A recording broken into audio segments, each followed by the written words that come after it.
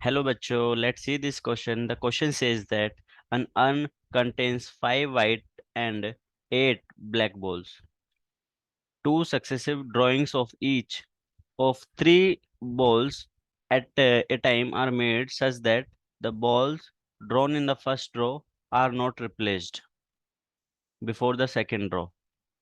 Find the probability that the first draw gives 3 white balls and second draw gives 3 black balls.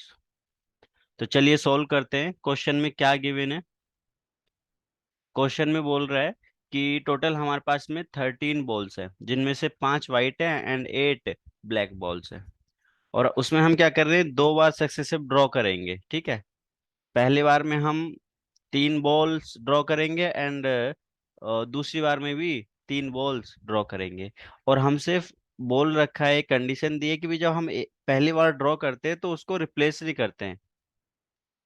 और हमें find क्या करना है कि पहले ड्रॉ में 3 वाइट बॉल्स आ जाएं और सेकंड ड्रॉ में 3 ब्लैक बॉल्स आ जाएं। इसकी प्रोबेबिलिटी फाइंड करनी है। तो चलिए की कॉन्सेप्ट देख लेते हैं। की कॉन्सेप्ट क्या होगा इस क्वेश्चन में? की कॉन्सेप्ट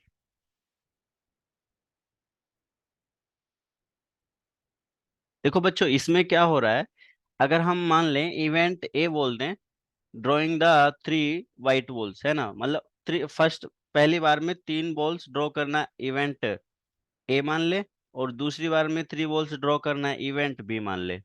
और वो दोनों इवेंट आपस में कैसे हैं? इंडिपेंडेंट है, एक दूसरे पे डिपेंड नहीं कर रहे हैं। तो अगर दो इंडिपेंडेंट इवेंट होते हैं तो हम जानते हैं, if event A and B are independent, event A and B are independent,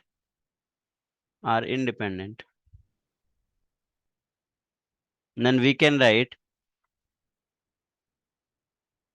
probability of A intersection B किसके इक्वल होगा? probability of A into probability of B। ठीक है, अब देखो यहाँ पर इवेंट ए और बी क्या है, इसको मेंशन कर देते हैं नीचे में। Event A, event A, event A क्या है? ड्रॉइंग 3 वाइट बॉल्स, हम जो बोल रहे हैं 3 white balls in the first pick. ठीक है, या फिर drawing 3 balls in the first pick, ऐसा बोल देते हैं। Drawing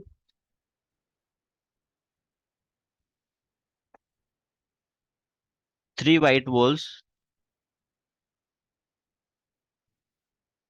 in first pick, in first pick. और इवेंट बी क्या है?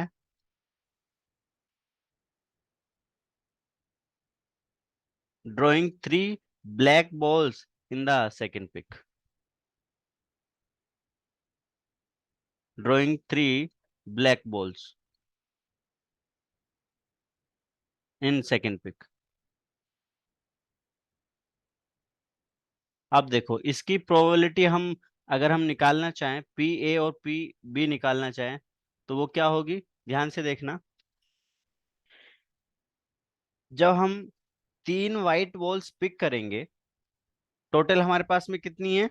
13 बॉल्स हैं, और 13 में से भी 5 वाइट है एंड 8 ब्लैक है। तो हमारे पास में पी, अगर मैं लिखना चाहूँ प्रोबेबिलिटी ऑफ ए, ये किसके इक्वल होगा? देखो टोटल आउटकम्स कितने हैं, मतलब टोटल एक तरीके से टोटल 13 बॉल्स हैं और उसमें से हमें 3 चूज करनी है। तो हम लिख लेंगे, नीचे आएगा 13C3। टोटल आउटकम इतने हो जाएंगे। और जो रिक्वायर्ड है, रिक्वायर्ड क्या है कि भाई 3 वाइट बॉल ही आनी चाहिए हमारे पास में। टोटल है कितनी वाइट बॉल? 5 वाइट है, 5 में से 3 चूज करनी है, तो कितना हो जाएगा? 5C3। इसको हम फर्दर अगर सोल्व करेंगे तो ये आ जाएगा, यहाँ पे वैल्यू आएगी 5 into 4 into 3 divided by 13 into 12 into 11।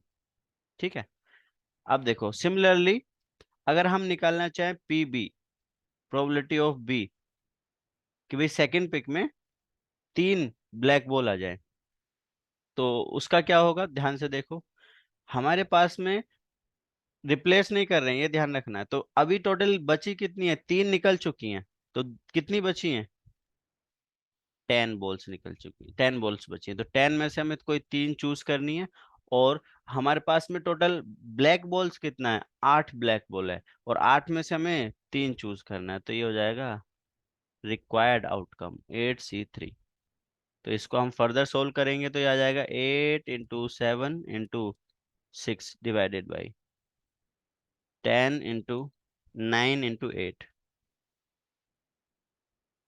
ठीक है, अब देखो, हमें क्वेश्चन में दिया है कि भाई पहले पिक में जो हमने 3 वाइट बॉल ड्रॉ किए हैं, और जो दूसरे पिक में 3 ब्लैक बॉल्स ड्रॉ किए हैं, ये दोनों इवेंट कैसे हैं, इंडिपेंडेंट हैं।